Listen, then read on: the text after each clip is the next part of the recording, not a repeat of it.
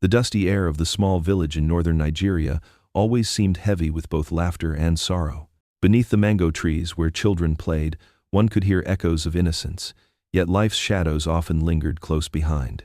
Among those children was a girl whose eyes held a quiet depth beyond her years, a young orphan named Ebele. Her dark skin glistened under the scorching sun, her tightly coiled hair often tied back with frayed ribbons her late mother once stitched by hand. She was beautiful in a way that did not shout but whispered, a beauty carved by struggle, marked by weariness, and softened by an enduring kindness.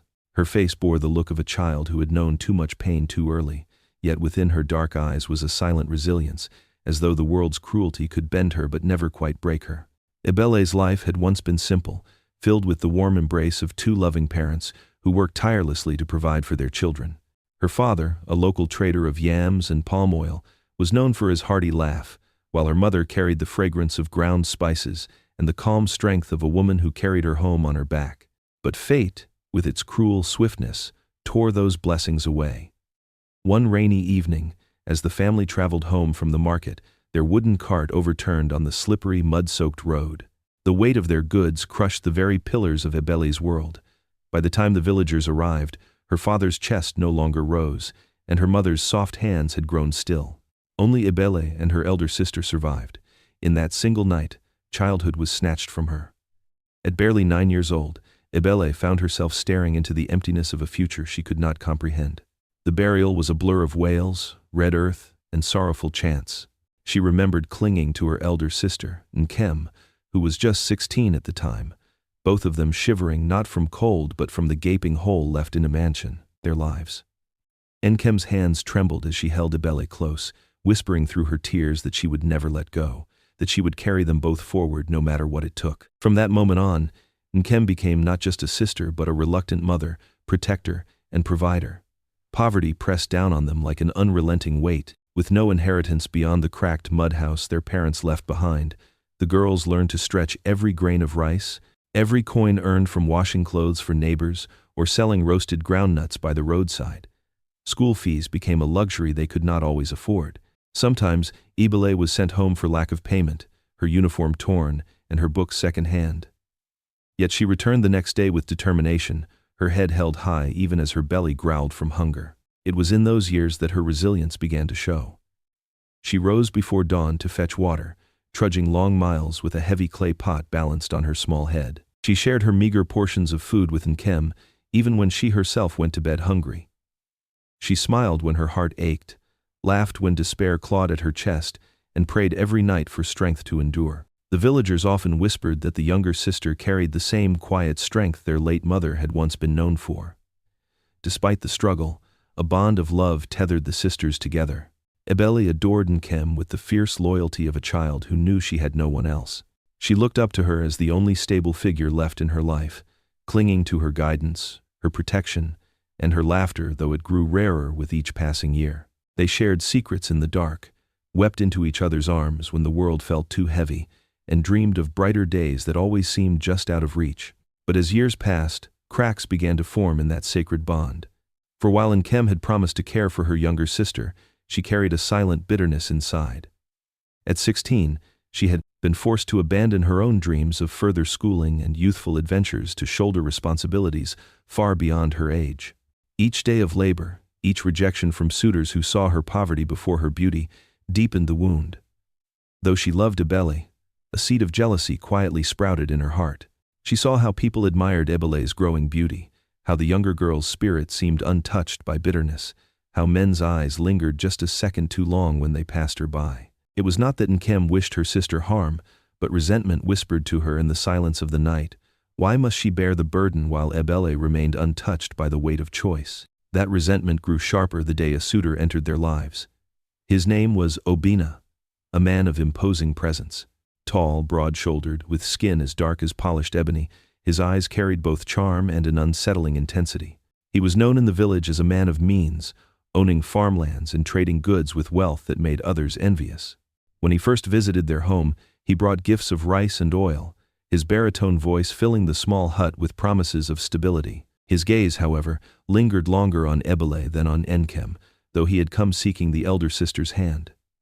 Nkem did not notice at first, blinded by the sudden prospect of escaping poverty. To her, Obinna was salvation, the promise of never again struggling for food, of wearing clothes finer than rags, of being respected as the wife of a man with status. She saw in him her chance to reclaim the years life had stolen from her. But Ibele felt something unsettling whenever he entered their home.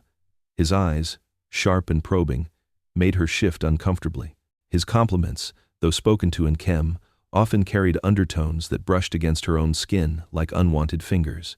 She could not voice her unease, for who would believe her? How could she plant doubt in the mind of the only sister who had sacrificed so much? And so, she kept silent, offering only polite smiles when required, though her heart whispered warnings she could not explain. The day Nkem agreed to marry Obinna, the entire village celebrated.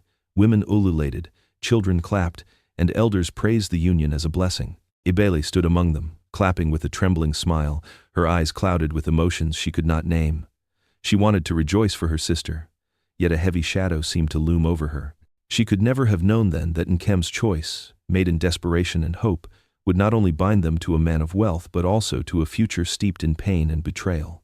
She could never have imagined that her own innocence, her very sense of self, was about to be ripped apart by the same man her sister called husband. The drums of celebration echoed that night, but beneath the rhythm of joy, fate was quietly sharpening its knife, ready to carve a path neither sister could have foreseen. The day of Nkem's wedding dawned with a golden sun, painting the horizon in shades of orange and crimson.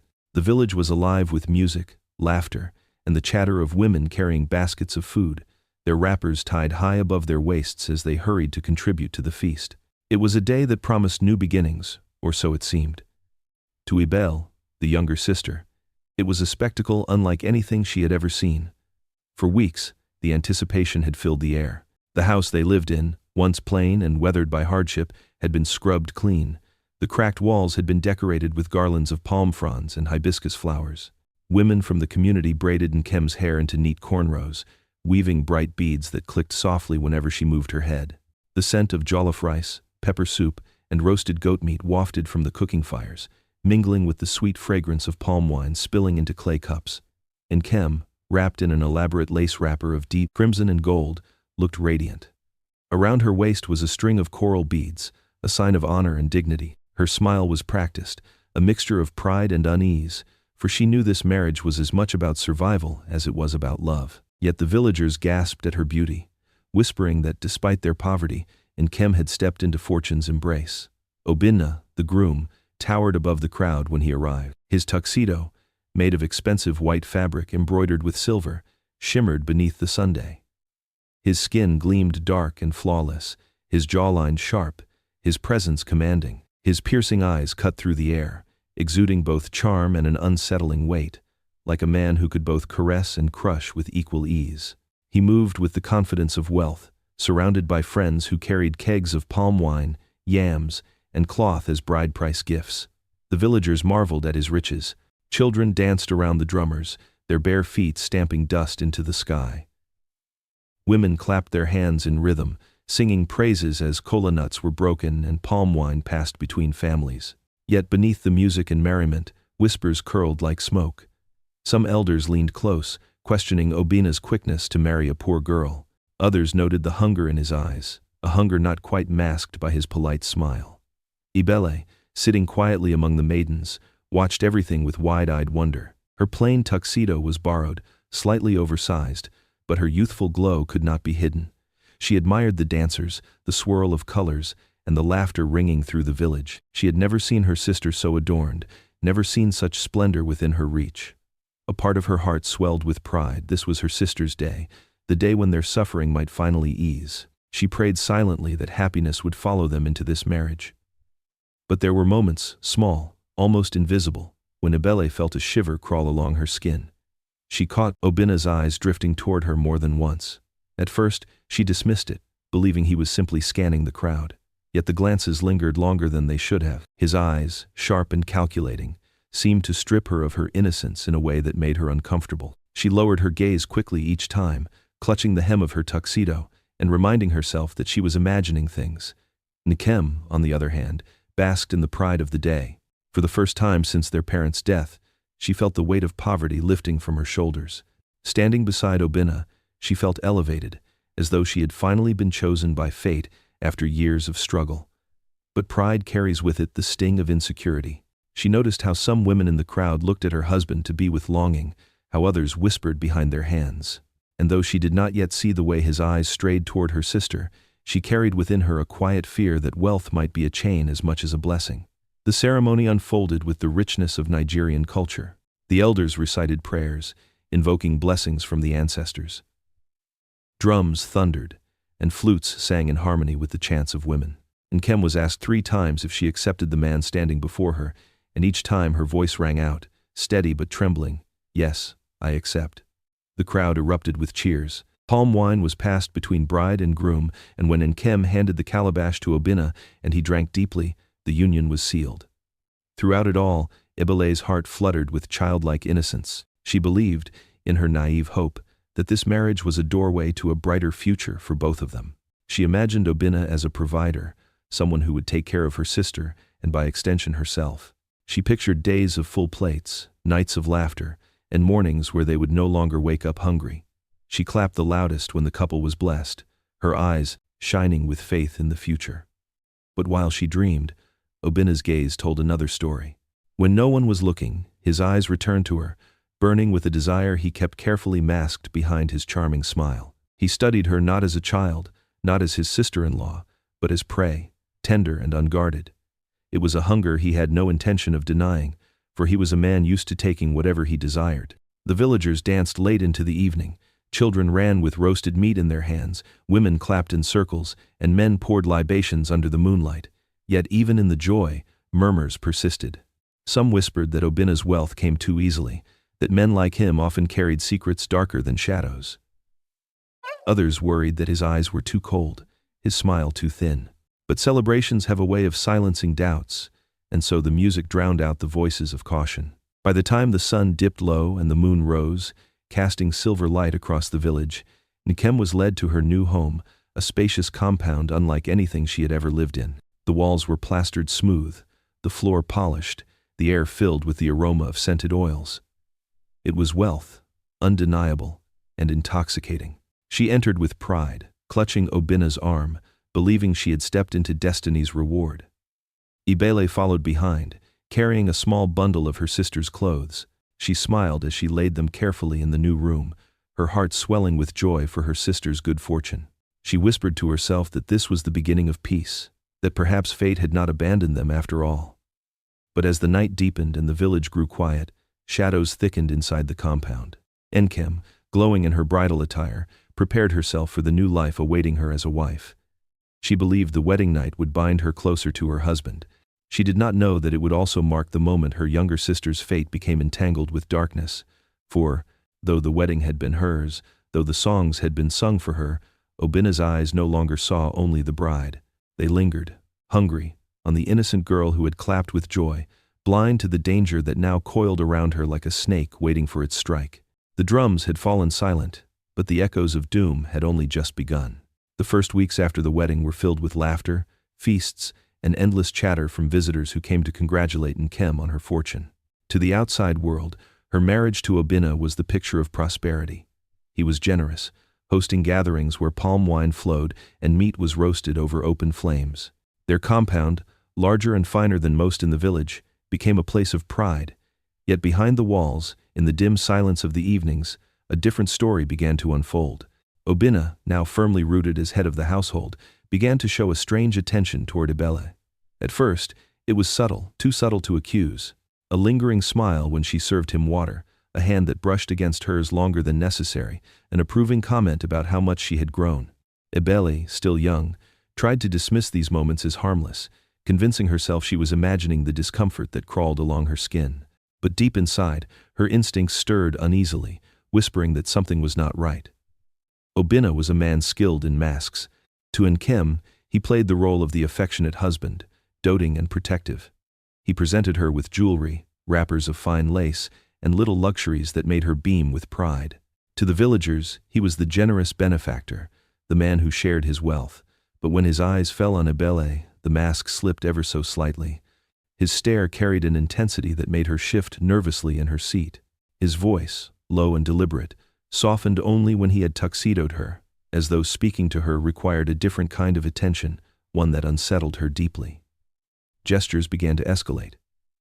He found reasons to call her into the inner rooms of the house when Nkem was busy in the kitchen. He would compliment her beauty, telling her she was blossoming into a woman, words that should have been harmless but carried an unspoken weight. When she laughed nervously or lowered her gaze, he reached out to tilt her chin upward, forcing her to meet his eyes. "Do not hide," he would murmur, his smile too knowing, his fingers lingering too long. Ibele felt trapped between fear and silence. She wanted to tell Nkem, to pour out the confusion that burned in her chest. But every time she opened her mouth, her sister's laughter and pride silenced her. Nkem was too wrapped in her new life, too blinded by the security Obina's wealth provided. When Ibele once tried to mention her discomfort, speaking hesitantly about how Obina sometimes looked at her strangely, Nkem dismissed it with a wave of her hand. "You are imagining things, Ibele. My husband is a good man. You should be grateful he provides for us." Those words cut Ibele deeply. They were a reminder that her sister depended on this marriage, that their survival hinged on the man who now frightened her. She bit back her tears, swallowing the truth, and forced herself into silence. Obina understood this silence well. It was his weapon. Slowly, he began to manipulate her with calculated kindness. He brought her small gifts, a new scarf, a pair of sandals, sweet treats that she had longed for but never had the means to buy. At first, she refused, shaking her head timidly, but he insisted with that same practiced smile. "It is nothing," he would say, pressing the gifts into her hands. "You are part of this family. You deserve nice things." The gifts were followed by secret conversations. When Nkem left the room, he leaned closer, asking questions no brother-in-law should ask. Did she ever dream of leaving the village? Did she know how beautiful she was becoming?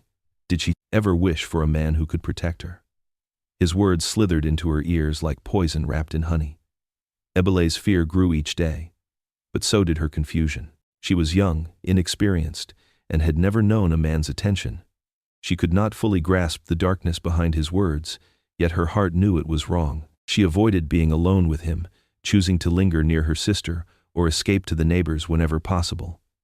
But Obina's presence was inescapable. The compound was his domain, and within its walls, she was prey caught in a hunter's cage.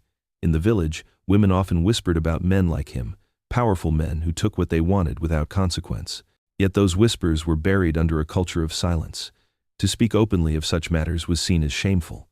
Girls were taught to endure quietly, to protect their families from disgrace. Ibele understood this unspoken rule, and it pressed heavily on her chest. To speak was to risk being blamed, to risk tearing apart the fragile stability her sister clung to. Nkem, meanwhile, remained blissfully unaware. She basked in the glow of her marriage, walking proudly through the village with Obina's arm around her shoulders. She smiled when neighbors complimented her fine clothes and envied her new life. She mistook Obina's distance in private as a sign of his busyness, never realizing he was investing his attention elsewhere. As the days stretched into weeks, Obina's advances grew bolder. He lingered at the doorway of Ibele's room at night, his shadow cast long against the wall. He accidentally brushed against her when passing through narrow spaces. His compliments grew sharper, no longer cloaked in politeness but dripping with intent. "You do not know how much you tempt me," he once whispered when she brought him food. She froze, her hands trembling so violently the tray nearly slipped. He caught it before it fell, his fingers grazing hers deliberately. The smirk that followed made her stomach twist in knots. That night, Ibele lay awake, her eyes wide in the darkness, clutching her thin blanket. Fear pulsed through her veins. Fear not just of Obina, but of the silence that bound her. She wanted to run to her sister, to beg her to listen, but the memory of Nkem's dismissive words kept her lips sealed. She prayed to God for protection, whispered into the darkness for her late parents to watch over her. Yet even as she prayed, she knew the predator was watching, waiting, lurking in the shadows of their home. It was only a matter of time. And then, one night, the silence broke. The air was heavy with humidity, the moonlight spilling faintly through the open window. Ibele had just settled into her mat when she heard footsteps approaching, measured, deliberate. Her heart began to race. The door creaked open, and Obina's tall frame filled the space, his piercing eyes glowing faintly in the dim light. She froze, clutching her blanket tightly to her chest. He stepped inside, closing the door softly behind him. The smirk on his face was no longer hidden, no longer restrained. "This has been long enough," he murmured, his voice low and threatening. "You cannot keep running from me." Ibele's world shattered in that instant. The night was still, the only sounds the hum of crickets and the distant rustle of palm leaves swaying under the moonlight. Inside the compound, all seemed quiet. But in Ibele's room, silence carried a sharp edge of fear. Her breath came in shallow gasps as Obina's shadow filled the doorway, his frame blotting out what little light the moon had offered. She sat frozen on her mat, clutching her blanket like armor, her heart pounding so hard she could hear it in her ears. He moved closer, slow and deliberate, the smirk on his lips revealing not affection but hunger. His piercing eyes glowed in the dimness, and every step he took tightened the knot in Ibele's chest. She whispered a desperate prayer, under her breath. "God, protect me. Mama, Papa, save me." But the heavens stayed silent. "Stop trembling," he murmured as he crouched beside her. His hand reached for her arm, cold and firm, holding her in place. She tried to pull back, but his grip tightened, bruising her skin. "Do not fight me. You know this has been waiting to happen." Tears welled in her eyes. "Please, leave me. Please, I beg you," she whispered, her voice breaking, her hands trembling against his strength. But Obina only chuckled, the sound low and cruel. "You belong here as much as your sister. Do you think I haven't seen the way you look at me? Do not pretend innocence." His words were venom, turning her helplessness into imagined consent. When she tried to scream, his hand clamped over her mouth, smothering her cry. He forced her down, the weight of his body pressing against her frail frame. The blanket slipped from her grasp, leaving her exposed, vulnerable beneath him. She thrashed, desperate to break free, but his strength was unyielding, his grip merciless. The world blurred through her tears.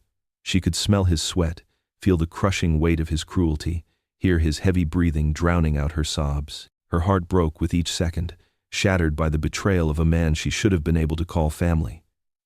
Pain tore through her body, but worse than the pain was the shame. A shame not of her making, but one that clawed into her spirit, whispering lies that she was ruined, that she would never be the same again. When it was over, Obina stood, adjusting his clothes with casual arrogance, as though nothing had happened.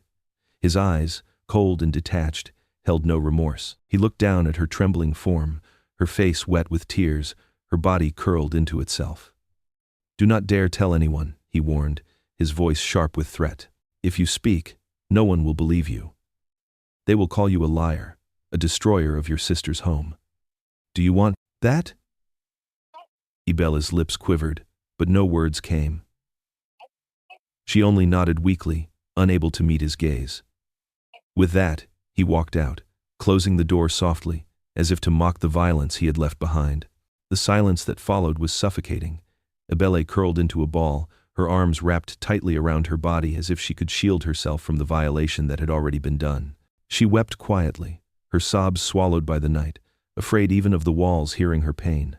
Her chest burned with grief, her heart with betrayal. The man her sister called husband had stolen not only her innocence, but also the fragile safety she had clung to since their parents' death. When morning came, she rose with swollen eyes and trembling limbs. She wrapped her wrapper tightly around her body, moving like a shadow through the house. Nkem noticed her pale face, her silence, and the way she avoided looking anyone in the eye. Concern flickered in her, but she misunderstood, assuming her sister was simply struggling to adjust to their new life. "Ibele, you must not withdraw," Nkem said gently one evening, brushing her hand against her sister's shoulder. "This house is your home too. My husband has provided for us. You should be happy now." The words sliced through Ibele's chest. If only Nkem knew that the man she praised was the same one who had shattered her world. Society had taught her well that girls like her bore the weight of shame and silence. If she dared to tell the truth, who would believe her? They would say she tempted him, that she was jealous of her sister. The disgrace would not only fall on her but also on Nkem, and so she locked the truth deep inside, burying it beneath layers of silence. But silence came at a cost. Day by day, Ibele's vibrant spirit began to fade. The once lively girl who smiled through hardship now moved like a ghost, her laughter gone, her eyes dulled with sorrow. She sat quietly during meals, spoke only when spoken to, and avoided Obina's gaze like one avoids fire. At night, she prayed desperately, begging God for rescue, for justice, for anyone to see her pain. Obinna, however, remained unrepentant. If anything, his cruelty deepened. He looked at her with smugness, a reminder that he owned her silence. He continued to manipulate her with small gestures, an unwanted touch here, a whispered threat there, each one a knife twisting deeper into her heart. The imbalance of power was suffocating. He was the husband, the provider, the respected man of the village. She was a poor orphan girl, dependent on him for food and shelter. Even Nkem's protection, once her anchor, was now unreachable, for to reveal the truth would be to shatter her sister's world. One night, as she lay on her mat, tears slipping silently down her cheeks, she whispered to the heavens again, "Mama, Papa, why did you leave me? Who will protect me now? God, please, save me." Her words dissolved into the darkness, her prayers unanswered. Weeks turned into months, and though the pain dulled, the shadow of that night never left her. She avoided village gatherings, ashamed to meet the eyes of others, as though they could see what had been taken from her. She carried her silence like a burden too heavy for her young shoulders. And then, one morning, as she bent over the basin to wash clothes, a sudden wave of dizziness struck her. She clutched her stomach, her breath catching in her throat. She had been feeling strange for weeks, nausea, fatigue, the missed cycles she dared not think about. Fear spread cold through her veins as realization dawned. Her silence had come at a price far greater than she could have imagined. She was carrying his child. The day Ibele realized she was carrying life inside her was the day her world collapsed anew. At first, she had tried to explain away the strange changes in her body, the constant nausea in the mornings, the dizziness that struck without warning, the fatigue that pulled her down like a heavy chain. She told herself it was stress, that the grief she carried in silence was simply weighing too much on her spirit. But when her cycle failed to come month after month, the truth pressed against her like a shadow that could no longer be denied. Pregnancy. The word echoed in her mind like a curse. Her hands trembled as she touched her belly, the place where the truth was slowly but surely growing. This was not the kind of miracle that mothers rejoiced over. This was a reminder of violation, a secret she had begged God to bury in silence. Instead, it was now announcing itself, demanding to be seen. Fear of shame, of rejection, of disgrace. She pictured Nkem's face when the truth would be revealed, the fury, the betrayal, the pain of knowing her own husband had defiled her younger sister. She imagined the villagers' whispers, sharp as knives, cutting into her name until it was nothing but ruin. She could already hear them. The orphan girl tempted her sister's husband. She is a disgrace. She is cursed. So she chose silence again. She wrapped herself tighter in her clothes, adjusting her wrappers higher to hide the small but growing swell of her belly. She avoided standing too close to others, always angling her body away, always folding her arms as though shielding herself. She ate less, hoping the thinness of her frame would mask the truth, but silence was not enough to shield her from suspicion. Nkem began to notice the changes.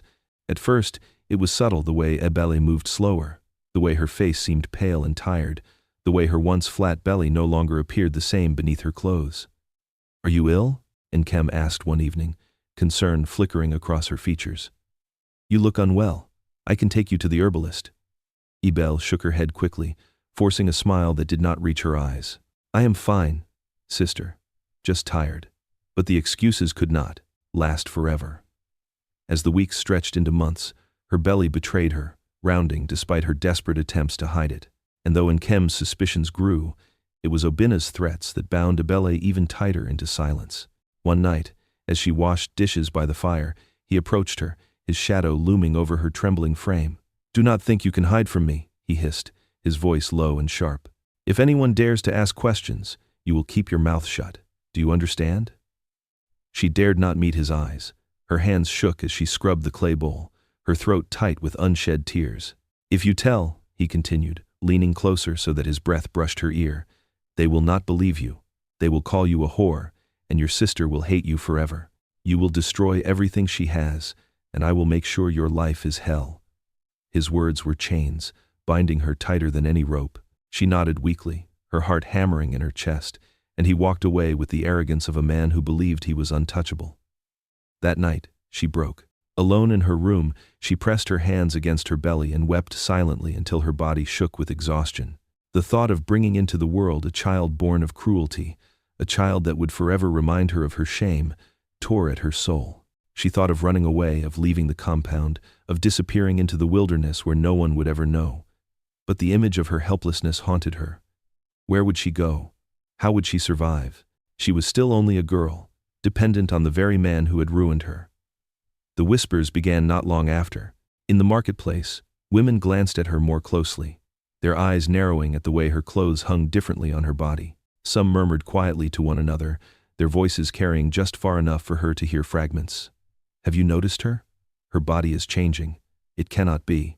The shame burned her cheeks as she hurried away, her basket clutched tightly to her chest. And then, one afternoon, an elderly neighbor, Mama Ifeoma, stopped her at the well. The woman's sharp eyes studied her closely, lingering on her belly before lifting to her face. "Ebele," she said softly, her tone filled with something more than curiosity. "Child, is there something you need to tell me?" Ebele froze, her heart thundering in her chest. Tears pricked her eyes, but she shook her head quickly, forcing a nervous laugh. "No, Mama, I am fine." But Mama Ifeoma's gaze was knowing, her lips pressing into a tight line. She did not press further, but the look in her eyes told Ebele that her secret was no longer as hidden as she had hoped. That night, Ebele collapsed onto her mat in despair. She clasped her hands together, lifting her face toward the ceiling. "God, why?" she whispered through sobs. "Why did you let this happen to me? Why must I carry this burden? Please, show me mercy. Deliver me. I cannot do this alone." Her prayers poured from her like a flood, but the silence that answered only deepened her despair. The days grew heavier, the whispers louder, until the truth could no longer be ignored. One evening, as she returned from the stream, she found Enkem waiting for her in the courtyard. Her sister's face was pale, her eyes hard with suspicion.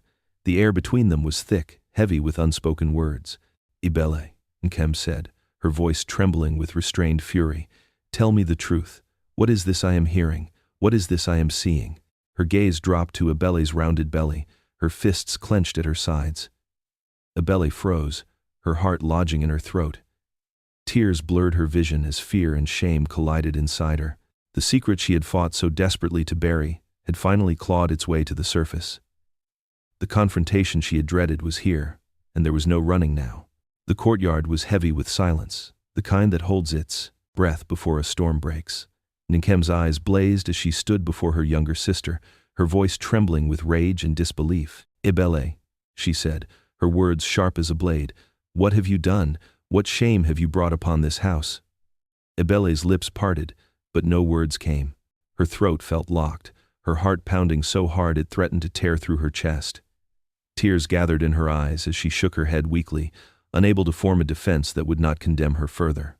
"Do not lie to me," Nkem shouted, her voice echoing off the compound walls. "You carry a child in your womb, and you dare stand before me silent? Who is the father? Who?" The accusation cut deeper than any knife.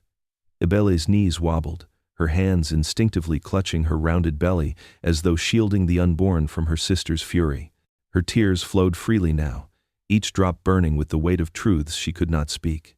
It was then that Obinna stepped into the courtyard, his timing precise, as if he had been waiting for this confrontation. His face was a mask of controlled anger, his eyes flickering with false indignation. "What is this noise?" he demanded, his tone filled with authority. "Why are you shouting at the girl?" Kem turned to him, her chest heaving. "Do not pretend you are blind. She is pregnant. And she refuses to tell me whose child it is. Tell me, Obinna. Have you noticed anything?" Obinna's expression hardened, but beneath it lingered a flicker of triumph. He looked at Ebele, his gaze cold and commanding, then turned back to Nkem. "This girl has brought disgrace upon you. She must have been meeting men behind our backs. What else could explain this?" The ground seemed to split beneath Ebele's feet. She gasped, shaking her head violently, but the words caught in her throat. To defend herself was to reveal the truth, and the truth would destroy everything. The trap was perfect, and Obinna knew it.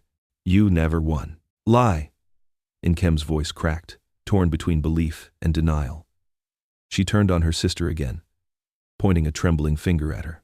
"After everything I have done for you, after I sacrificed my youth to raise you, you repay me with betrayal? Is this your gratitude? To stain my marriage and bring shame into my home?" Ebele fell to her knees, her sobs racking her small frame. Sister, please, please believe me.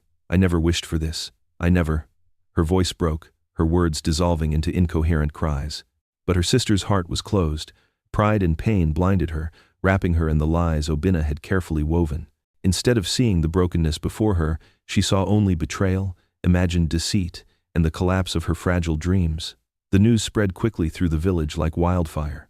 By the next morning, whispers buzzed at the well, in the market, along the narrow footpaths. Have you heard? Nkem's sister is pregnant, and no one knows the father. Some say she has been sneaking out to meet men. What shame she has brought upon their household. The gossip grew crueler with every retelling, each tongue adding spice to the story. They painted Ebele as immoral, reckless, a girl too wild to control. None dared to confront her directly, but their eyes pierced her whenever she stepped outside. Mothers pulled their daughters closer when she passed, as though her presence alone carried contamination. Ebele withdrew further into herself. The isolation was unbearable, her sister's coldness, the community's scorn, the weight of carrying a secret that gnawed at her soul. She ate little, her appetite lost to despair, her body weakening day by day. Even the simple tasks of fetching water or sweeping the compound left her breathless and trembling. At night, she lay awake, her hands resting on her growing belly, tears sliding silently into her hair. She felt trapped in a nightmare with no escape, caught between the cruelty of Obinna, the wrath of Nkem, and the suffocating judgment of the community. The vibrant girl, who once clung to hope, had faded, replaced by a hollow shell barely clinging to life. Nkem's demeanor grew colder with each passing day. Once, she had been her sister's protector, the one who shielded her from the world's cruelties. Now she barely spoke to her, her eyes hard and distant whenever they met. When she did speak, her words were sharp, filled with bitterness. Do not bring your shame into my presence. You have destroyed everything. The bond of sisterhood, once unbreakable, now crumbled under the weight of secrets and lies. Ebele longed for Nkem's embrace, for her understanding, for even a shred of comfort. But each attempt at closeness was met with rejection, each tear brushed aside with scorn. And through it all, Obinna watched in silence, his smirk hidden behind false concern. He maintained his mask of innocence, comforting his wife with sweet words while ensuring Ebele remained bound in fear. The predator had succeeded in turning sister against sister, in isolating his prey so thoroughly that she had no one left to turn to. But fate, though slow, was never silent. One afternoon, as Ebele bent to lift a basin of water from the ground, a sharp pain ripped through her abdomen. She gasped, clutching her stomach as the basin tumbled to the ground, spilling water across the courtyard. Her breath came in ragged gasps, her body doubling over as the pain intensified. Panic flashed in her eyes as she felt warmth spreading between her legs, staining her wrapper with blood. Nkem, hearing the crash, rushed out and froze at the sight. Her eyes widened in shock as she saw her sister trembling, her face pale, her body shaking violently. For a moment, her anger gave way to fear. Sister, Ebele whispered weakly, her voice barely audible. Help me. The world around her blurred, her vision fading as the pain grew unbearable. She collapsed to the ground, her hands still pressed against her belly as though trying to shield the life within her. The courtyard filled with cries and chaos as neighbors rushed to the scene, their gasps echoing like drums of doom. The girl who had been condemned in whispers was now lying on the ground, her life and the life of the unborn hanging by a thread. And for the first time, Nkem realized that her sister's suffering might be far deeper than she had ever dared to believe. The courtyard was in chaos. Neighbors shouted, children cried, and the heavy scent of blood clung to the air as Ebele lay trembling on the ground. Her face was drained of all color, her breath shallow, her wrapper soaked crimson. She drifted in and out of consciousness, her lips moving faintly as though whispering prayers no one could hear. Quick! We must take her to the hospital, someone shouted, and strong arms lifted her frail body. Nkem, her heart pounding with fear, ran beside them, her wrapper gathered hastily, her face wet with tears. Only hours earlier she had despised her sister, but now, watching Ebele's body go limp, she realized that beneath the anger was still the girl she had sworn to protect since childhood. The journey to the hospital was frantic. The rickety cart they rode rattled over every bump, every jolt sending fresh waves of pain through Ebele's body. Her fingers clutched weakly at Nkem's hand, her eyes glazed yet desperate, as though begging her sister not to let go. Nkem wept openly, pressing her forehead against Ebele's, whispering, "Hold on, my sister. Please, do not leave me." Hold on." When they arrived, nurses rushed forward, their crisp uniforms contrasting the chaos of the night. "Move her quickly," one barked, and Ibele was lifted onto a stretcher, her body almost weightless. The sharp scent of antiseptic filled her senses as they wheeled her into a small ward with flickering lights and peeling walls. Doctors and nurses worked swiftly, voices sharp with urgency. "She is losing too much blood. Prepare her for delivery now." The words sliced through Nkem like a blade. Her knees buckled, and she gripped the wall for support, her chest heaving. Obinna arrived moments later, his expression unreadable. "What is happening?" he asked, his tone calm, almost too calm. When the nurse explained the situation, pleading for him to sign the papers and take responsibility as the guardian, he waved dismissively. "Do what you must. But understand, if she dies, it is her fault, not mine." His words were laced with cruelty, and before anyone could respond, he turned away, refusing to even step inside the ward. The nurses exchanged glances, disgust flickering across their faces, but they focused on the girl before them. They held her hands, wiped her tears, whispered encouragements in voices that were soft but firm. "You are strong, my dear. You will survive this. Hold on, just a little longer." Ebele's cries echoed through the room as the pains of labor gripped her. Each contraction tore through her like fire, her body shaking with exhaustion and fear. Sweat drenched her forehead, her lips trembling as she called weakly for her sister. "Nkem! Nkem, where are you?"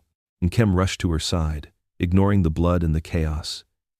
She gripped Ibele's hand tightly, tears streaming down her face. "I am here, my sister. I will not leave you. You must fight.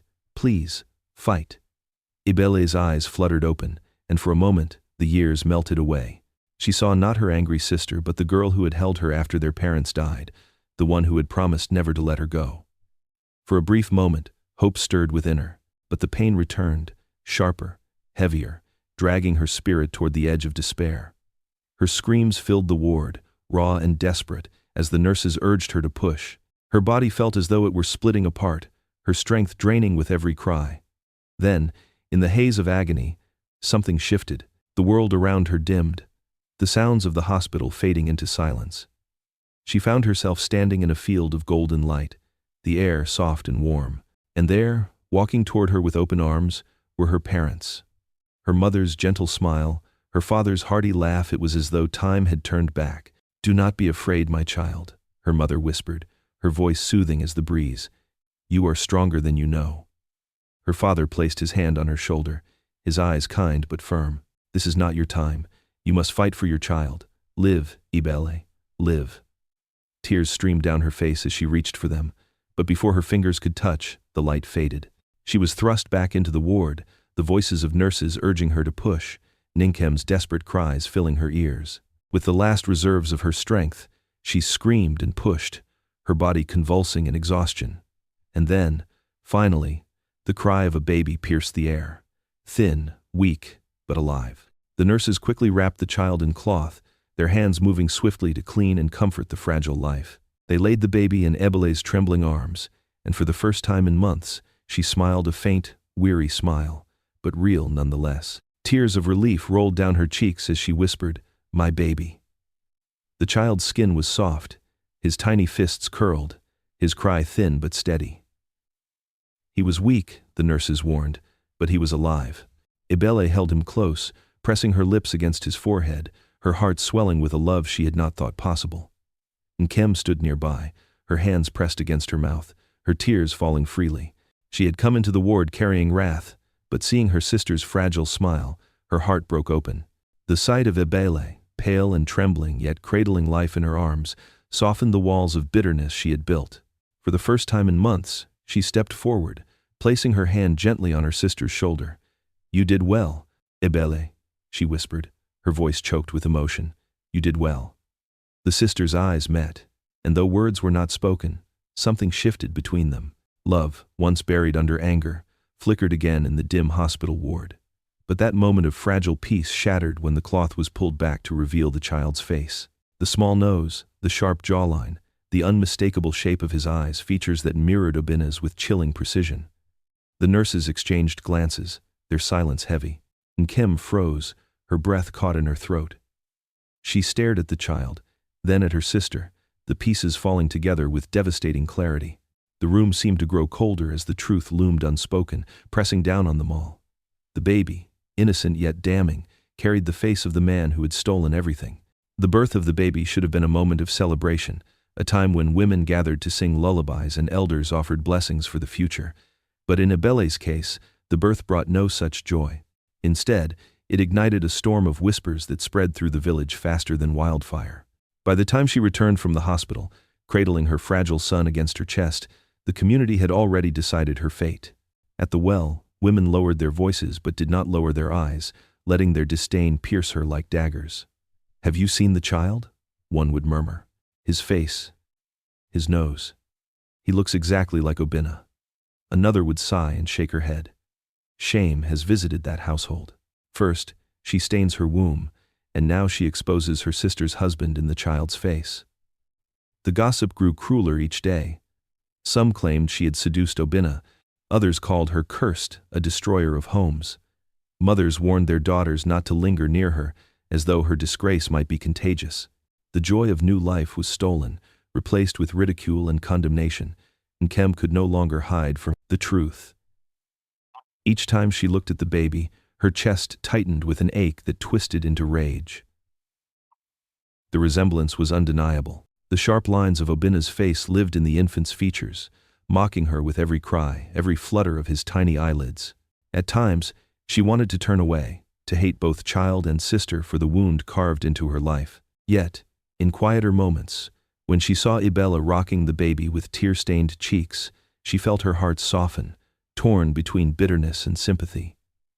Obinna, however, showed no such conflict. His resentment toward the child was immediate and fierce. Where others whispered, he spoke openly in the privacy of the home. "That bastard should never have been born," he snarled one evening, glaring at the baby as he whimpered in his mother's arms. "He is a curse, a reminder of shame." Ibeli clutched her son protectively, her body trembling as she whispered, "He is innocent. He did nothing wrong." But Obinna's eyes burned with cruelty. "Every time I see him, I see weakness. I see your betrayal."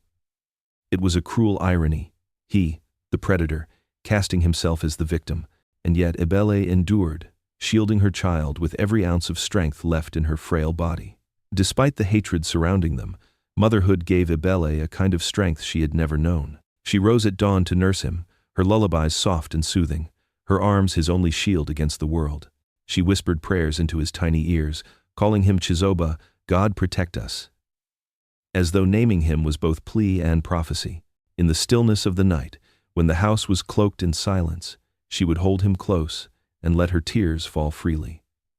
"You are not shame," she would murmur. "You are my light. You are the reason I will keep fighting." The bond between mother and child grew unshakable, each feeding, each sleepless night weaving them closer together. But life in poverty made even the simplest acts of motherhood a battle. There were days when her breasts produced little milk, and the baby's cries pierced the compound like knives. She often skipped her own meals to leave a little more food for Enkem, fearing her sister's anger if she asked for extra. Diapers were improvised from torn cloth, washed again and again until they thinned to rags. Nights were restless, the baby crying from hunger, mosquitoes biting through thin nets, Ibeli rocking him until her arms ached. Nenkem, though torn, could not always hide her bitterness. Some days she softened, helping Ibella with the child, holding him briefly before her eyes, filled with tears, and she handed him back. Other days, her words were laced with venom. "You have destroyed me," she spat once, turning away from her sister's sobs. "Even this child mocks me every time I look at him." The house, once bound by sisterhood, had become a battlefield of broken hearts. Obinna's cruelty only deepened the cracks. He lashed out at Ibele with sharp words, mocking her weakness, calling her names that cut deeper than whips. "You are nothing," he sneered. "A girl too foolish to know her place. Be grateful I have not thrown you out with your bastard." When words were not enough, he resorted to blows. A shove against the wall when she tried to defend her son, a slap across the face when she dared to meet his gaze. Each act of violence chipped away at her body, but her spirit clung stubbornly to life for the sake of her child. Yet even in the midst of cruelty, the baby became both symbol and strength. Where the community saw shame, Ebele saw resilience. Each time her son wrapped his tiny fingers around hers, she felt a surge of courage. Each smile, weak but real, reminded her that life could still hold fragments of beauty, even when born of darkness. The boy was her reason to rise each day, her anchor when despair threatened to drown her. She carried him everywhere, strapped to her back as she fetched water, balanced against her hip as she cooked, held tightly against her chest when Obina's rage flared. "We will survive," she whispered into his soft hair. "You and I, we will survive." But fate, never content with silence, brought another storm. It happened on a humid evening when the baby's cries refused to cease. He had been restless all day, his tiny body fevered, his whimpers weak. Ibeli rocked him desperately, tears streaming down her face as she begged him to hold on. "Please, my son, please stop crying, please be strong." Obina, already drunk from palm wine, stormed into the room, his patience long since gone. "Shut that child up," he roared, his eyes bloodshot, his steps unsteady. "He is sick," Ebeli pleaded, clutching her son tightly. "Please, do not shout, he is only a baby." Her words only fueled his fury. With a sudden, violent motion, he struck her across the face, the force sending her stumbling back against the wall. The baby's cries grew louder, his fragile body shaking in her arms. "I said shut him up!" Obina bellowed, his hand reaching out, his eyes burning with madness. For a heartbeat, the world stood still, the mother's trembling arms, the child's desperate cries, the predator's looming shadow. And then, in one shocking act of violence, the fragile line between survival and tragedy was crossed. The baby's cries pierced the air, sharp and relentless, echoing through the compound like a drum of doom. Ibele rocked him frantically, whispering soft prayers into his tiny ear. But the fever that gripped his fragile body refused to release him. Her heart pounded with helplessness, her arms tightening protectively around him as though her embrace alone could heal him. Obina's footsteps thundered across the courtyard, heavy with anger and drink. His eyes burned red, his jaw clenched with a rage that had been simmering for days. "I told you to silence that child," he roared, his voice like a storm tearing through the night. "He is sick," Ibele cried, her voice shaking with desperation. "He cannot help it. Please, he is just a baby." Her words only fueled the fire. With one swift motion, Obina lunged at her, his hand striking across her face with brutal force. The blow sent her staggering back, her body colliding with the wall, the baby wailing louder in her arms. Pain exploded across her cheek, but even as her body faltered, her arms never loosened around her son. "You dare defy me?" Obina bellowed, his fury unrelenting. He grabbed her by the arm and shook her violently. Her body tossed like a rag doll as the baby screamed in terror. Ibeli cried out in agony, her legs buckling beneath her, yet her grip on her child never broke. The commotion drew Nkem into the room. She froze at the sight before her. Her husband towering over her sister, his hand raised again, her younger sibling crumpled against the wall with their baby clutched desperately to her chest.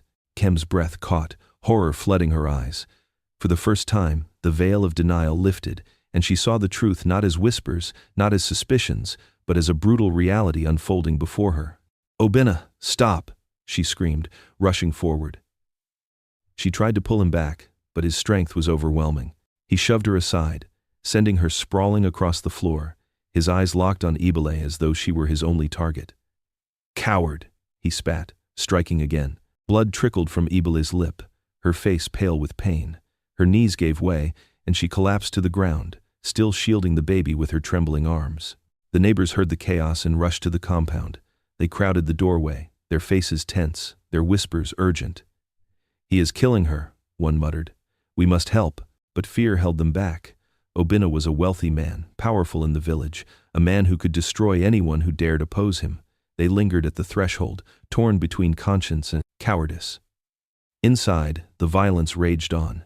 Ebele's vision blurred, her breaths shallow, but her spirit clung fiercely to one truth. She could not let him harm her son. Every time his hand came down, she curled her body around the baby, absorbing the blows, her own flesh becoming a shield. Blood streaked her face, pain seared through her bones, yet her arms remained locked, unwavering in their protection. "Please," she sobbed, her voice hoarse, "do what you will to me, but do not touch him." Her plea only enraged Obina further.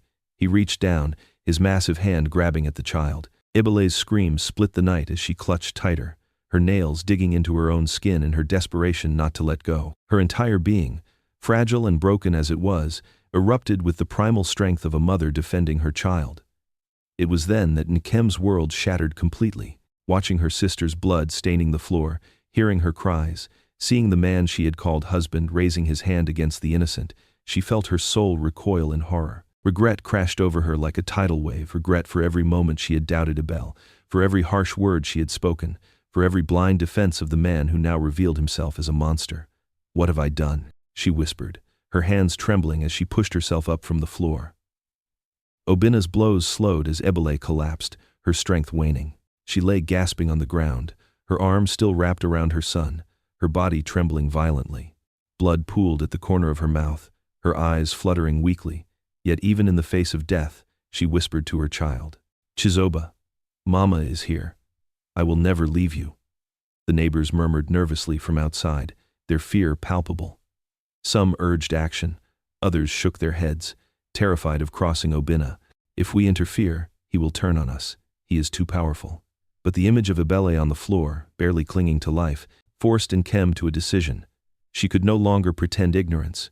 She could no longer allow silence to cover the truth.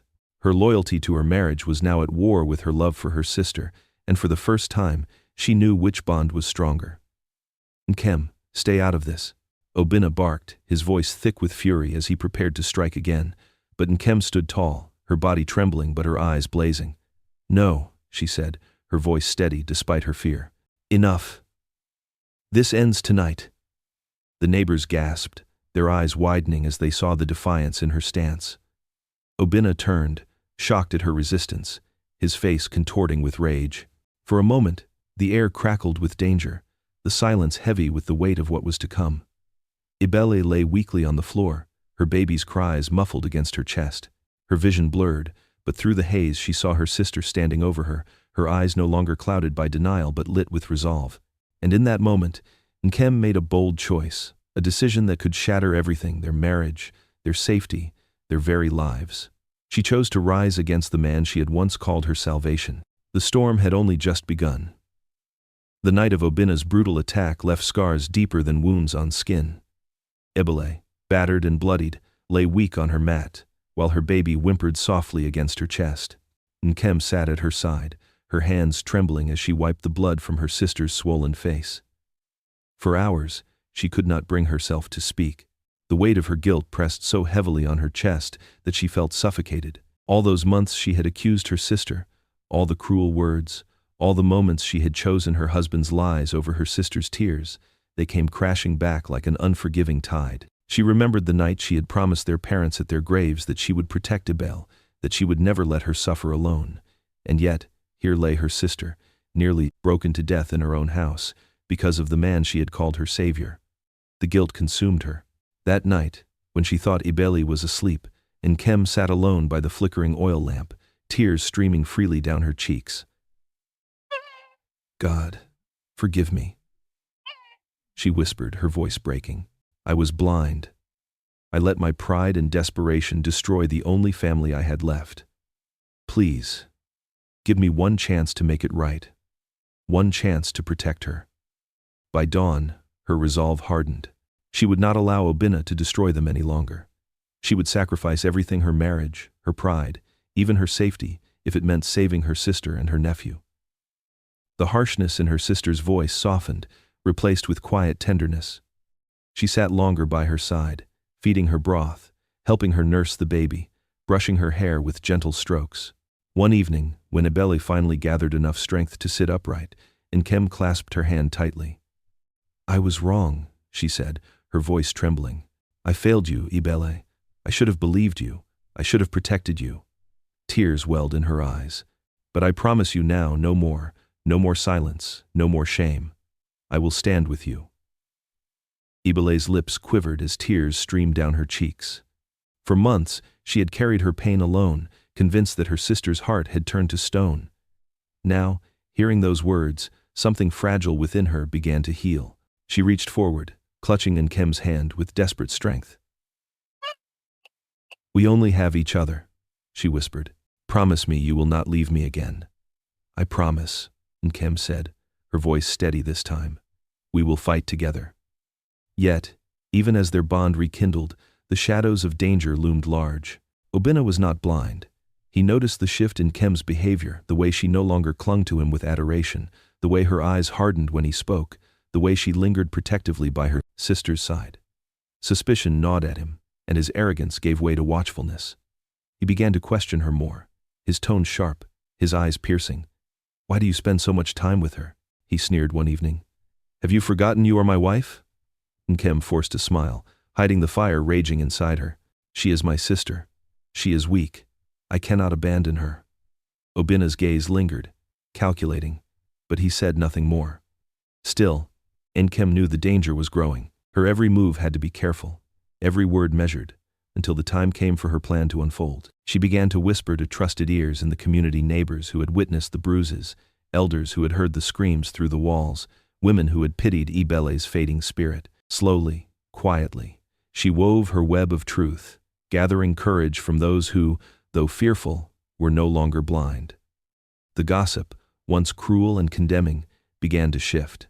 Whispers that had once shamed Ibele now turned into murmurs of outrage against Obinna. "That man is a beast," some said at the market.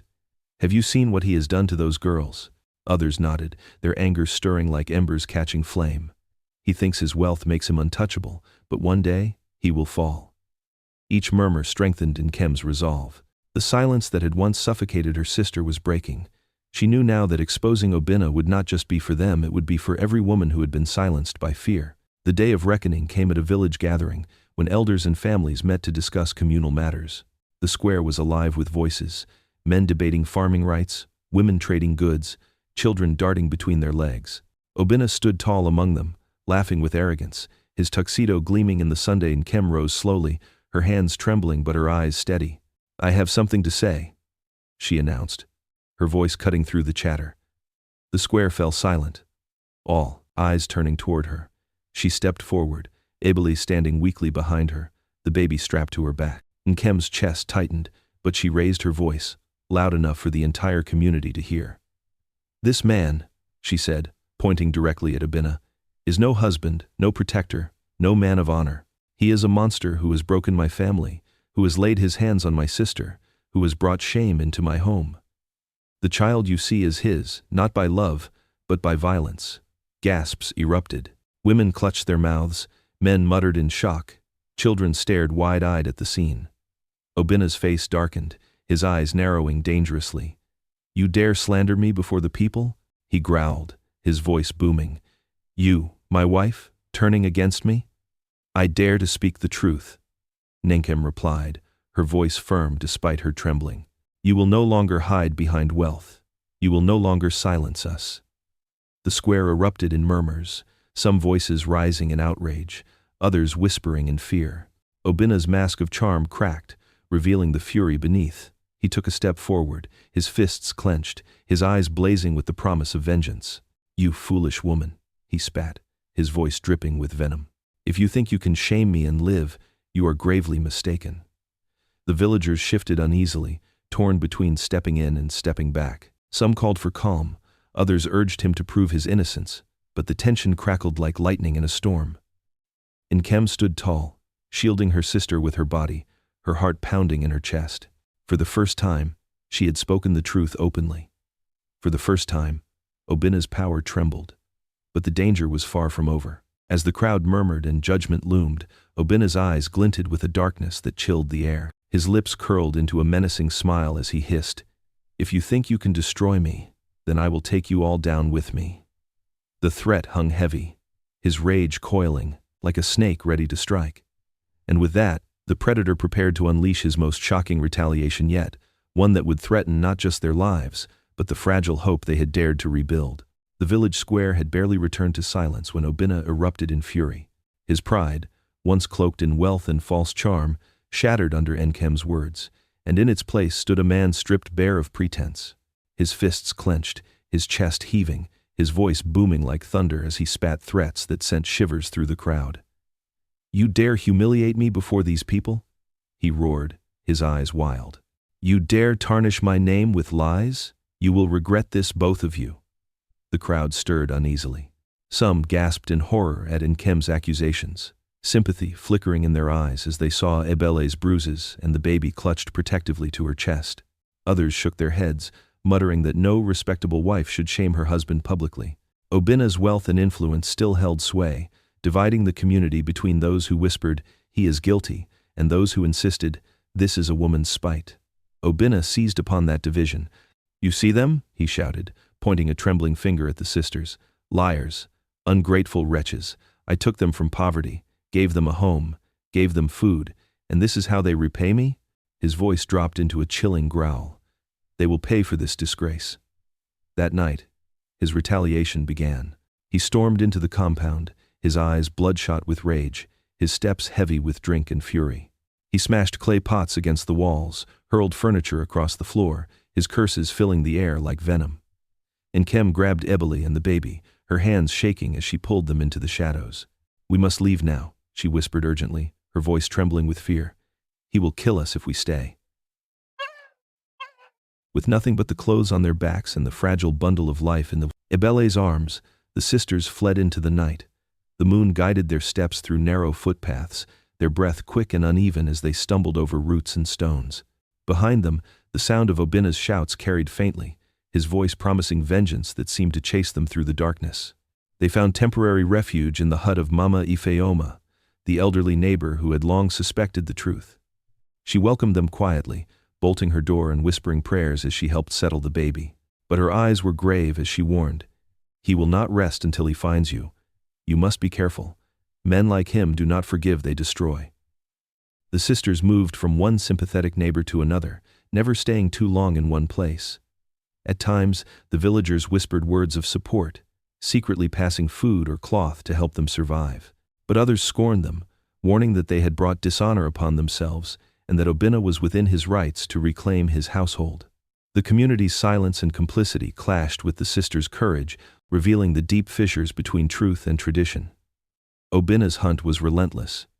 He roamed the village with his men, pounding on doors, demanding to know where the sisters had gone. He spread lies that Ebele had bewitched him, that Nkem was possessed by jealousy, twisting the story until those too fearful to question him nodded in agreement.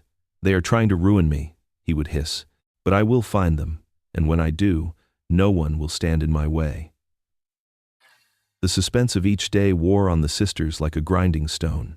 Nights were sleepless, every knock on a door sending shivers down their spines, every rustle of leaves outside making them clutch the baby tighter. Yet, in the midst of fear, their bond deepened. One night, as they huddled in the corner of a hut, the baby asleep between them, Kem whispered, her voice thick with regret, I was blind, Ebel. I let him deceive me. I let him hurt you." Ebel, her face pale but her eyes steady, reached for her sister's hand. "We cannot change what has been done, but we can survive it. We can protect this child. That is what matters now." In that moment, Nkem realized how much her sister had changed. The timid girl who once trembled under Obinna's gaze was no longer there. In her place stood a mother, scarred but unyielding, a fighter born from suffering. Ebele's strength inspired her. Together, they vowed never to return to silence. The baby, fragile and small, became their anchor. His cries kept them awake, his tiny fingers clutching at their clothes reminding them why they endured. Each time they thought they could not go on, Ebele would kiss his forehead and whisper, "Chizoba, God protect us. We will live for you." The child was both a symbol of their pain and a beacon of resilience, pulling them forward when despair threatened to drag them down. But Obinna was always close. Twice, they barely escaped his grasp. Once, he stormed into a neighbor's hut just minutes after they had fled through the back, their feet pounding across the fields as his curses filled the night. Another time, his men spotted them at the market, and they had to duck into the crowded stalls, hiding among baskets of yams and cassava until the danger passed. Each near capture left their hearts racing, their breaths shallow, but their determination stronger. Still, the toll weighed heavily. Their bodies grew thin from hunger, their eyes hollow from sleepless nights. The whispers of the community were knives in their backs, some urging them to endure, others condemning them for breaking the silence. But the sisters knew now that silence was death, and speaking truth was the only path to freedom, even if it cost them everything. Then, one evening, as the sky bled crimson with sunset, they thought they had found peace. They were hiding in the back room of a kind woman's hut, the baby nursing quietly in Ebele's arms. The sisters whispered about dreams of escape, of leaving the village, of finding a place where Obina's shadow could not reach them. For the first time in weeks, hope flickered. But as night fell, a sound shattered the fragile calm, a heavy knock at the door. Then another, louder, angrier. The woman froze, her face pale with fear. "He is here," she whispered, her hands trembling. The baby stirred, his soft whimpers rising in the tense silence. Ebele clutched him tightly, her heart racing as Nkem pressed her back against the wall, shielding her with her body. The door rattled again, Obina's voice booming outside. "I know you are here," he bellowed, his fury echoing through the night. "You cannot hide from me forever." The sisters' breaths quickened, their bodies trembling as the door shuddered beneath his blows. The monster had found them. The pounding at the door shook the walls of the hut, each thud echoing like a death knell. Inside, Nkem pressed her trembling sister and the baby against the wall, her body shielding them, her mind racing with fear. Obina's voice bellowed outside, laced with fury and venom. "You cannot hide from me. You think you can shame me before the world and escape? Come out, or I will tear this place apart." The kind woman who had given them shelter shook with terror, her hands clasped tightly in prayer. She whispered, "If he breaks in, the whole village will hear. Perhaps this is the moment God has chosen to reveal him." Her words rang true. The sisters exchanged a glance, their fear colliding with a shared resolve. They had run long enough. Hiding had only prolonged the nightmare. To truly be free, they would have to face him. Nkem stood slowly, her heart pounding in her chest, her fists clenched with newfound courage. "Stay behind me," she whispered to Ebele. Then, with a deep breath, she flung the door open. Obina stood there, his tall frame silhouetted against the moonlight, his eyes blazing with rage. Behind him, curious villagers had begun to gather, drawn by the noise. Whispers rippled through the crowd, but silence fell as they watched the confrontation unfold. "There you are," Obina sneered, stepping forward, his voice dripping with contempt. "My runaway wife, my lying sister-in-law. Do you think you can ruin me with your filthy lies and not pay the price?" Nkem held her ground, her voice firm despite the tremor in her chest. "The lies are yours, Obina. The truth is here for all to see. The bruises on my sister's body, the fear in her eyes, the child who bears your face, they all speak louder than any words I could ever say." Gasps rippled through the crowd. All eyes turned to Ebele, who clutched her baby tightly, her lips trembling. She had always hidden, always let silence shield her. But now, under the weight of so many stares, something within her cracked open. With trembling steps, she moved forward, her baby pressed to her chest. Her voice, soft but clear, cut through the night. "He took from me what was never his to take. He stole my innocence. He silenced me with fear. He forced this child into my womb. And still, he beats me, calls me worthless, tries to erase me." Her tears streamed freely, her words raw with pain. "But tonight, I will be silent no more." The crowd gasped again, shock painted on every face. Mothers clutched their daughters closer, men shifted uneasily, elders whispered prayers under their breath. Obina laughed, the sound cruel and mocking. "You expect them to believe this madness? Look at her." He pointed at Ebele with a sneer. "She is a liar, a seductress who bewitched me, who could not keep her hands from me. And my wife, jealous, bitter, too blind to see she has been manipulated. You think these fools will take your word over mine?" But his arrogance, once his greatest weapon, now betrayed him. The villagers saw, not charm, but cruelty. They saw the cracks in his mask, the way his fury twisted his face into something monstrous. Nkem stepped closer, her eyes blazing. "No, Obina, they see you for who you are, a coward who preys on the weak, a man who hides his evil behind wealth. You thought silence would protect you. But today, truth speaks louder than fear." Obina's eyes flickered, panic seeping into his arrogance. He lunged forward, his hand raised as if to strike Nkem before all the villagers. But before he could touch her, Ebele stepped in front of her sister, her arms spread wide, her baby clutched against her chest. "No more," she said, her voice trembling but firm. "You will not touch her. You will not touch me. You will not touch my child. If you kill me, let them all see your bloodied hands. But I will never bow to you again." The crowd erupted in murmurs, voices rising in outrage and support. Enough! Someone shouted. We cannot let this continue. Another voice echoed. He must be stopped. Obinna, desperate now, pulled a knife from the folds of his wrapper, his hand shaking with rage. The villagers gasped in horror, some stepping back in fear, others shouting for intervention. He pointed the blade at the sisters, his chest heaving. If I cannot silence you, then I will destroy you both, here and now. Time seemed to slow. Nkem pulled Ebele close, shielding her and the baby, her eyes locked on the blade. The villagers shouted, but fear kept them frozen. Obinna lunged forward, his knife glinting under the moonlight, and then fate turned against him. In his blind fury, he stumbled on a loose stone, his foot slipping in the dust. The knife twisted in his own grip, plunging into his side with sickening force. He let out a guttural scream, his eyes widening in shock as blood blossomed across his clothes. The crowd gasped, their horror now mixed with disbelief. Obinna staggered, his face contorted in pain, his arrogance crumbling as he dropped to his knees. His eyes, once filled with power, now burned with fury and desperation. He clutched his wound, his breaths ragged, yet his gaze never left the sisters. This is not over, he rasped, his voice hoarse with hatred. If I fall, I will drag you with me. The villagers closed in now, their courage finally rising, but the air was thick with suspense. Blood pooled beneath Obinna as his strength faltered, and in that charged moment his downfall was no victory yet. His threats still lingering, the predator collapsed to the ground. But whether he would die, or rise again with more fury than ever before, no one could yet know. The night Obinna collapsed in his own blood sent shockwaves through the village. For too long, whispers had hidden the truth, but now it lay bare for all to see. The arrogant man who once walked with pride, feared and respected in equal measure, was reduced to a trembling figure gasping on the ground. The crowd, once divided, now surged with a new spirit, one of outrage, of awakening, of justice long denied. Men stepped forward to seize him, wrenching the knife from his hand, while women shouted their anger, voices cracking with years of pent-up fury.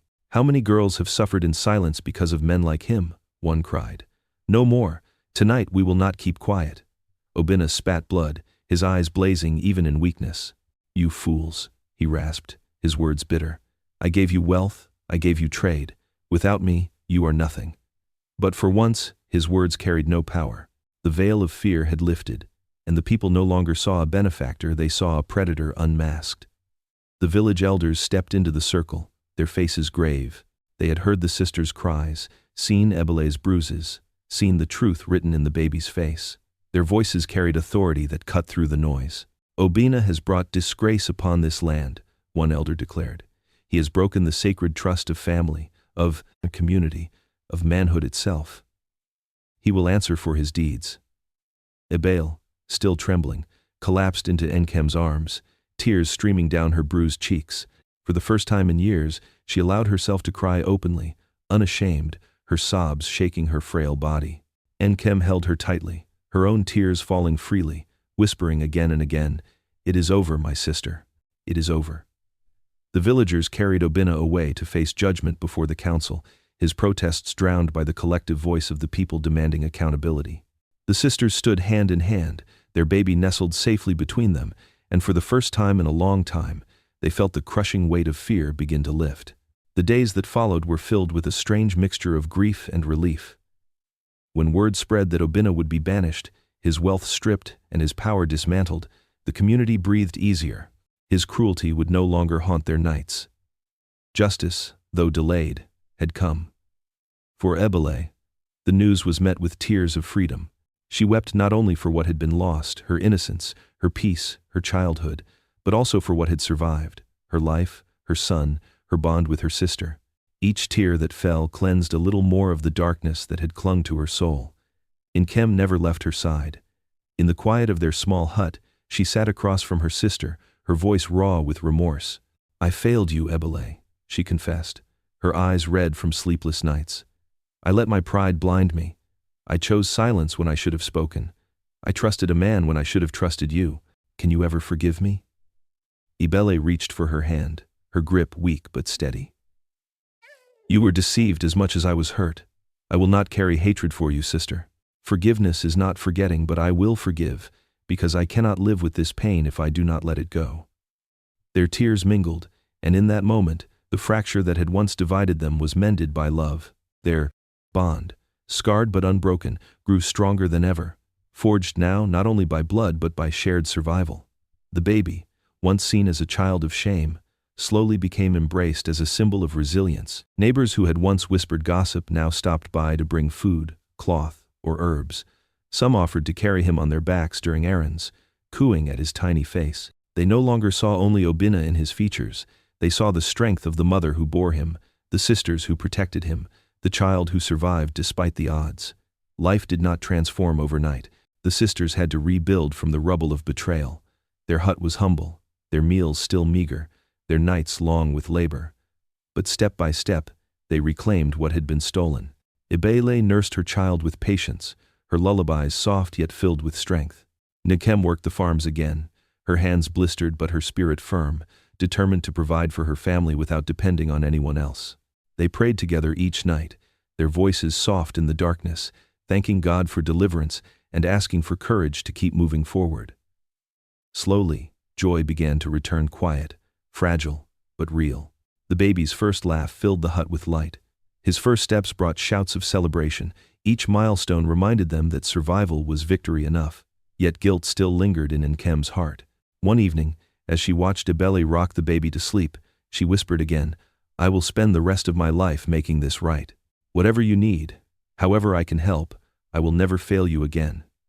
Ibele smiled faintly, her tired eyes softening. "We cannot change the past, sister, but we can choose the future. Let us build it together." And so they did. Together, they wove mats to sell at the market, tilled the soil for cassava and yams, shared laughter with neighbors who now looked at them not with scorn, but with respect. A new chapter was beginning, one rooted not in silence and shame, but in truth and resilience. But fate, never content to rest, had yet another turn in store. One afternoon, as Ibele walked through the marketplace with her child strapped to her back, a woman approached her, a stranger tuxedoed in fine clothes, her accent carrying the lilt of the city. She had been watching Ibele for some time, her eyes filled with quiet admiration.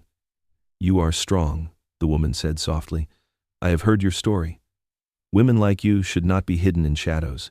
There are organizations in the city, places where survivors are protected, where they are given education and a voice. If you wish, I can take you there." Ibele froze, her heart racing. A path beyond the village, a chance at education, at freedom, at a new life for her and her son. The thought both terrified and thrilled her. She clutched her baby tighter, her mind swirling.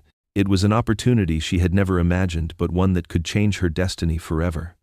The day the letter arrived was unlike any other. It came folded neatly, its seal marked with the emblem of an organization based in Lagos. The woman from the city, the one who had watched Ibele at the market and admired her strength, had kept her promise. She had submitted Ibele's name to a scholarship program that supported survivors of violence, offering them education, skills, and a chance to rebuild their lives. When Kem unfolded the letter and read its words aloud, her voice trembled. "Ibele, they are offering you a scholarship. They want you to come to the city, to study, to learn, to have a future."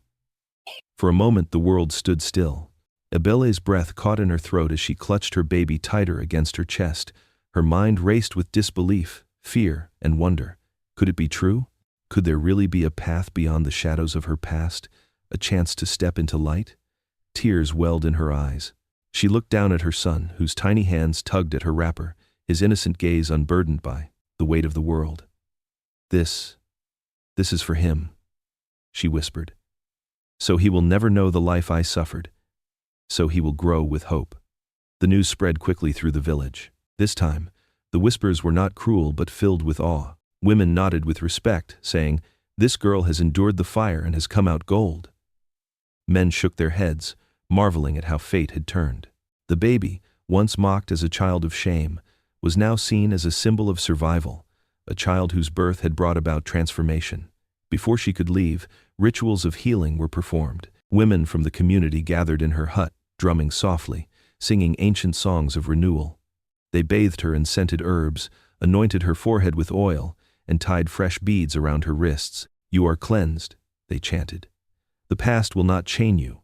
Step into your tomorrow." Ibele wept through the ritual, not out of sorrow but of release. With every song, every touch of oil, every rhythm of the drum, she felt the weight of her suffering lift, piece by piece. For the first time in years, she saw herself not as a victim but as a survivor, a woman stepping into destiny. Ninkem stood nearby, tears glistening in her eyes as she watched her sister's transformation. Though she carried scars of her own regret, guilt, and the collapse of her marriage, she found peace in her new purpose. Protecting Ibele and her son had given her life new meaning. She no longer sought validation in a husband's arms or the approval of society. Her strength came from within, from the bond she shared with her sister and nephew. On the morning of her departure, the sun rose in golden splendor, casting light across the village paths she had once walked with heavy feet. Ibele stood at the doorway of their hut, her small bag slung over her shoulder, her baby secured on her back. Ninkem fussed over her, adjusting the strap, tucking a piece of cloth into the bag. "Promise me you will." "Right," Ninkem said, her voice trembling. "And promise me you will return. No matter how far you go, this will always be your home." Ibele clasped her sister's hands tightly, her eyes shining with tears. "I promise. Everything I do there, I do for us, for you, for Chizoba, for Mama and Papa watching over us." The walk to the bus station was filled with emotion. Villagers lined the path, some clapping softly, others calling out blessings. Children ran alongside, laughing and singing as though sensing the joy of the moment. It was not just a farewell. It was a declaration that suffering had not won. As the bus rumbled to life, Ibele turned back one last time. She saw Nkem standing strong, her hands clasped in prayer, her face lifted to the sky. She saw the familiar huts, the fields where she had once fetched water, the trees under which she had wept in silence, and she saw her son, resting peacefully against her back, unaware of the world he was about to enter. Her tears fell freely, but they were not tears of sorrow, they were tears of triumph, of farewell to pain, of embrace of possibility. She whispered to herself, "The past has shaped me, but it will not define me. I am more than what was done to me. I am more than their whispers. I am chosen for something greater." The journey to Lagos was long, but each mile carried her further from the shadows of her suffering. The city welcomed her with noise, light, and endless opportunity. At the scholarship center, she met other women like her survivors who had endured violence, betrayal, and silence. Together they shared stories, wept, and laughed, their voices rising in solidarity. Ibele found healing in their strength, courage in their survival. Her days filled with books and learning, her nights with dreams of a brighter future. She studied hard, determined to honor the second chance fate had given her. With every lesson, she imagined the life she would create for her son, a life where he would walk, proudly, unburdened by shame, carrying not the weight of pain but the legacy of resilience. Back in the village, Nkem raised Chizoba with love and devotion. Her days filled with laughter she thought she had lost forever. She tilled the land, sold her produce at the market, and told her nephew stories of his mother's courage.